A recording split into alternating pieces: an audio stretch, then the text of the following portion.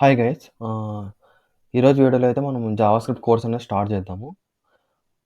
అసలు జావాస్క్రిప్ట్ అనేది ఏందంటే ఆహ్, వెబ్ ఒక స్క్రిప్టింగ్ లాంగ్వేజ్ అనమాట. ఇప్పుడు మనము చాలా ప్రోగ్రామింగ్ లాంగ్వేజ్‌లో మీరు చూసుంటారు. ఏ వాల్యూ 5 ఇస్తారు. బి వాల్యూ 5 ఇస్తారు. సమ్ చేస్తే ఆహ్, రిజల్ట్ వచ్చేసి 10 వస్తుంది. దాన్ని అవుట్‌పుట్‌గా డిస్‌ప్లే చేస్తారనమాట. మనం కూడా జావాస్క్రిప్ట్ అట్లా ఏదైనా ఒక చిన్న ప్రోగ్రామ్ రాసి అవుట్‌పుట్ ఎలా డిస్‌ప్లే చేస్తాము అనేది ఈరోజు చూద్దాం అనమాట. ఫస్ట్ మీరేం చేస్తారంటే జావాస్క్రిప్ట్ ఐ మీన్ రాయడానికి ఒక ఫోల్డర్ అనేది క్రియేట్ చేసుకోండి. నేను కూడా క్రియేట్ చేస్తాను. చూడండి. ఫైల్ మేనేజర్ ఓపెన్ చేయండి. సపోజ్ ఏ ఫోల్డర్‌లో కావాలంటే అక్కడ మీరు ఒక ఫోల్డర్ అనేది క్రియేట్ చేసుకోండి. నేను డెస్క్‌టాప్‌లో వెళ్తాను. ఇక్కడ టాలెంట్ 9 ఫైల్స్ అని ఉన్నాయి. అందులోకెళ్తాను.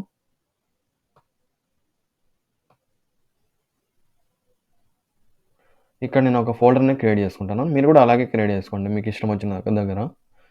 నేను ఫోల్డర్ నేమ్ వచ్చేసి జావా స్క్రిప్ట్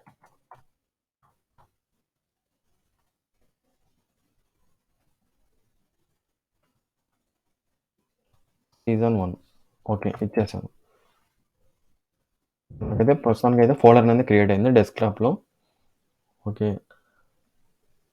నేనైతే కోడ్ అనేది విజువల్ స్టూడియో కోడ్‌లో అయితే రాస్తాను. విజువల్ స్టూడియో కోడ్ ఏందంటే అదొక కోడ్ ఎడిటర్ అనమాట. టెక్స్ట్ ఎడిటర్, కోడ్ ఎడిటర్ ఏమన్నా అనొచ్చు. కోడ్ అనేది అక్కడ రాసి అవుట్‌పుట్ అనేది మనము డిస్‌ప్లే చేస్తాం అనమాట.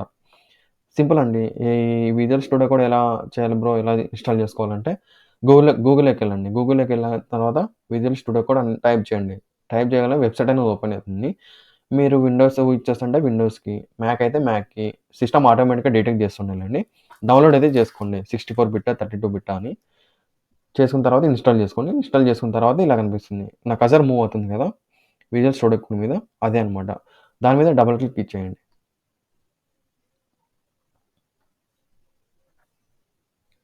సో, డబుల్ క్లిక్ ఇచ్చాక నాకు ఇక్కడైతే ఓపెన్ అయింది. ఇక్కడ న్యూ ఫైల్ అని కనిపిస్తుంది కదా! అక్కడ క్లిక్ చేయండి. క్లిక్ చేసి ఒక ఫైల్ అయితే క్రియేట్ చేసుకోండి. నేనైతే ఫైల్ నేము talents9 డాట్ హెచ్‌టీఎంఎల్ అని ఇస్తున్నా. ఈ డాట్ తర్వాత హెచ్‌టీఎంఎల్ ఇచ్చామంటే మనకి అర్థమైందంటే ఇది ఒక హెచ్‌టీఎంఎల్ ఫైల్ అనమాట. చూడండి నేను హెచ్‌టీఎంఎల్ అని ఇవ్వగానే ఇక్కడ బ్రాకెట్స్ అనేవి వచ్చాయి. ఇప్పుడు చూడండి నేను సీఎస్ఎస్ అని ఇస్తా. సీఎస్ఎస్ ఇవ్వగానే హాష్ వచ్చింది. ఇదేందంటే సీఎస్ఎస్ ఒక ఐకాన్ అనమాట. ఇప్పుడు చూడండి నేను డాట్ తర్వాత జేఎస్ ఇస్తాను. జేఎస్ తర్వాత ఇక్కడ చూడండి ఐకాన్ అనేది మారిపోయింది. ఇది జావాస్క్రిప్ట్ ఐకాన్ అనమాట. అలా అనమాట. ఎక్స్‌టెన్షన్ అనేది ఇంపార్టెంట్ అనమాట. నాకైతే హెచ్‌టీఎంఎల్ ఫైల్ కావాలి. హెచ్‌టీఎంఎల్ ఇచ్చాను. ఓకే. ఇక్కడైతే హెచ్‌టీఎంఎల్ అనేది స్ట్రక్చర్ అనేది ఎలా ఉంటుందో చూపిస్తాను. నాకిక్కడ చూడండి నేనిక బ్రాకెట్ అనేది ఐ మీన్ ఓపెన్ చేయగానే నాకు సజెషన్స్ అనేది వచ్చాయి. డాక్ టైపా, ఏనా, అడ్రెస్సా, ఏరియానా, ఆర్టికలా, అసైడా, ఆడియోనా ఇలా అన్నీ వచ్చాయి. మీకు కూడా అలా రావాలంటే ఇక్కడ చూడండి కింద ఎక్స్‌టెన్షన్ అని ఉంటుంది. ఇక్కడ క్లిక్ చేయగానే హెచ్‌టీఎంఎల్, సీఎస్ఎస్ స్నిప్పెట్స్ అని ఉంటాయి. స్నిప్పెట్స్ ఆఫ్ సపోర్ట్ అని ఇలా ఉంటుంది. ఇక్కడ చూడండి. నేను ఇన్‌స్టాల్ చేసుకున్నాను కాబట్టి నాకు అన్‌ఇన్‌స్టాల్ అని చూపిస్తుంది. మీకైతే ఇన్‌స్టాల్ అని చూపిస్తుంది. ఇన్‌స్టాల్ చేసుకోండి. ఇన్‌స్టాల్ చేసుకుంటేనే మీకి సజెషన్స్ అనేవి మీకు కూడా అలా చూపిస్తుందనమాట. ఓకే. ఇక్కడ ఏం చేస్తాను డాక్ టైప్ అనేది రాస్తాను. డాక్ టైప్ అనేది ఏందంటే హెచ్‌టీఎంఎల్‌కి డాక్యుమెంట్ ఏ టైప్ హెచ్‌టీఎంఎలా దాని వెర్షన్ ఇలా ఐ మీన్ ఇలా బ్రౌజర్‌కి అర్థమయ్యేలాగా చెప్తుందనమాట.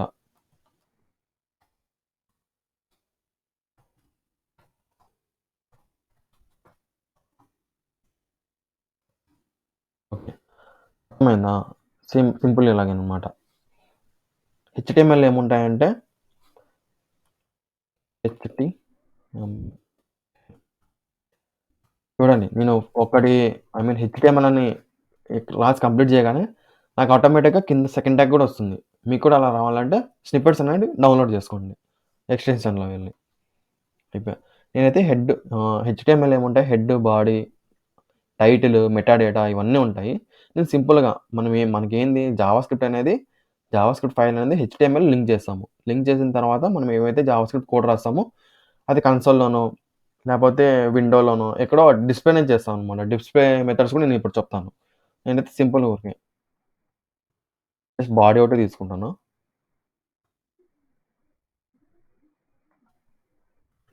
బాడీలో నేను సమ్ ఏదో ఒక ట్యాగ్ అనేది రాస్తాను.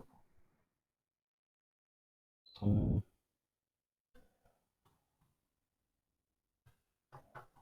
వెల్కమ్ టు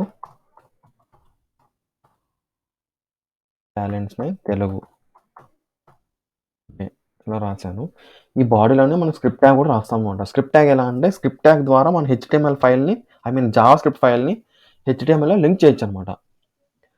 ఇదైతే ఓకే పర్లేదు. మనం ఇంకొకటి ఫైల్ తీసుకుందాము. Same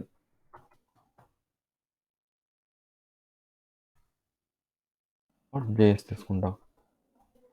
okay. ఇదైతే జావా స్క్రిప్ట్ ఫైల్ అనమాట. మనము చెప్పాను గదా!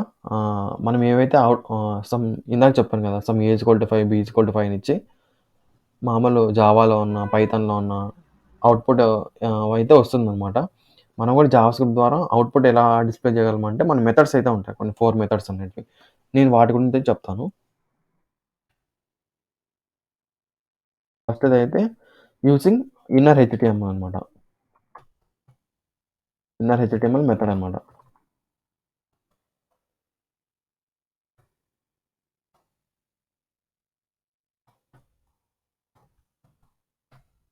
సెకండ్ వచ్చేసి డాక్యుమెంట్ డాట్ రైట్ మెథడ్ అనమాట.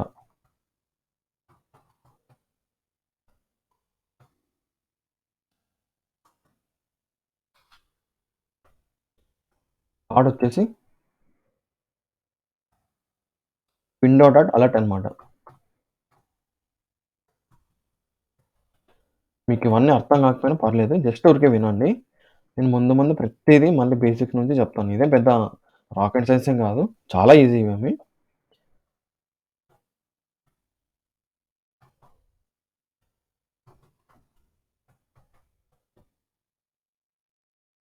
సో, ఇవైతే మెథడ్స్. మనమైతే కన్సోల్ డాట్ లాగ్ అయితే ఇనిషియల్‌గా యూజ్ చేస్తాము. దాని తర్వాత డాక్యుమెంట్ డాట్ రైట్ ఏంది, విండో డాట్ అలర్ట్ ఏంది, ఇన్నర్ హెచ్‌టీఎంఎల్ మెథడ్ ఇదేంది అన్నీ ఒక్కటొక్కటి మళ్ళీ సింప్లిఫై కూడా చెప్తాను. సింప్లిఫికేషన్‌గా చెప్తాను చేసి. ఓకే. No issue. ఓకే. మనం ఈ talent state non JS file ఉంది కదా! టాలెంట్స్ 9 డాట్ జేఎస్ అని. ఇదైతే హెచ్‌టీఎంఎల్ లింక్ చేస్తాం. ఎలా అంటే యూజింగ్ స్క్రిప్ట్ ట్యాగ్ అనమాట. ట్యాగ్ ఉంది కదా! జస్ట్ వచ్చేసి ఇందులో ఎస్ఆర్‌సీ అని ఉంటుందనమాట. ఇవన్నీ మీకు అర్థం కాకపోయినా పర్లేదు. జస్ట్ లైట్ తీసుకోండి.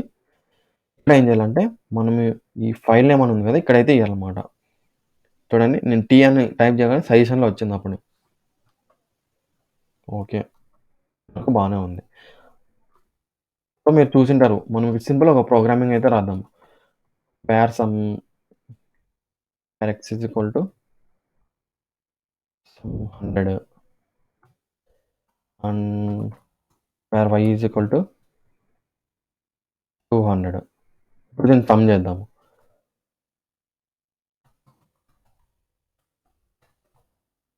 ఇక్కడైతే చూడండి ఇక్కడ ఫోర్త్ మెథడ్ ఉంది కదా! కన్సోల్ డాట్ లాగ్ అని ఈ మెథడ్ అయితే యూజ్ చేస్తున్నాను. మన అవుట్‌పుట్ డిస్‌ప్లే చేయడానికి. ఇవి కూడా చేయొచ్చు. కానీ ముందు ముందు మీకు అర్థమయ్యేలాగా నీట్‌గా చెప్తాననమాట. కన్సోల్ డాట్ లాగ్‌లో ఏం చేద్దాము? x ప్లస్ y చేద్దాం. మనకి అవుట్‌పుట్ ఏం రావాలా? 100 ప్లస్ 200 ఎంత? 300. అవుట్‌పుట్ అయితే 300 రావాలి. ఓకే. ఇప్పుడు ఎక్కడ చూపిస్తుంది బ్రో ఇదంతా అవుట్‌పుట్ అంటే మన బ్రౌజర్‌లోనే చూపిస్తుందనమాట. బ్రౌజర్‌లో ఎలా చూపిస్తుందంటే ఇక్కడ చూడండి టాలెంట్స్ 9 డాట్ హెచ్‌టీఎంఎల్ ఉంది కదా! అది మనం ఎక్కడుంది? జావాస్క్రిప్ట్ సీజన్ 1లో ఉంది. అక్కడ ఓపెన్ చేద్దాం దాన్ని.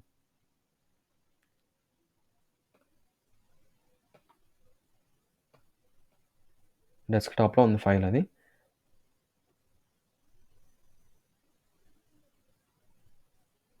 టాలెంట్స్ 9 ఉంది కదా! దాని మీద డబుల్ క్లిక్ చేయగానే క్రోమ్ అనేది ఓపెన్ అవుతుందనమాట. చూడండి వెల్కమ్ టు టాలెంట్స్ 9 తెలుగు. మనం ఏమైతే అక్కడ ఇచ్చామో సేమ్ అదే డిస్‌ప్లే అయింది చూడండి.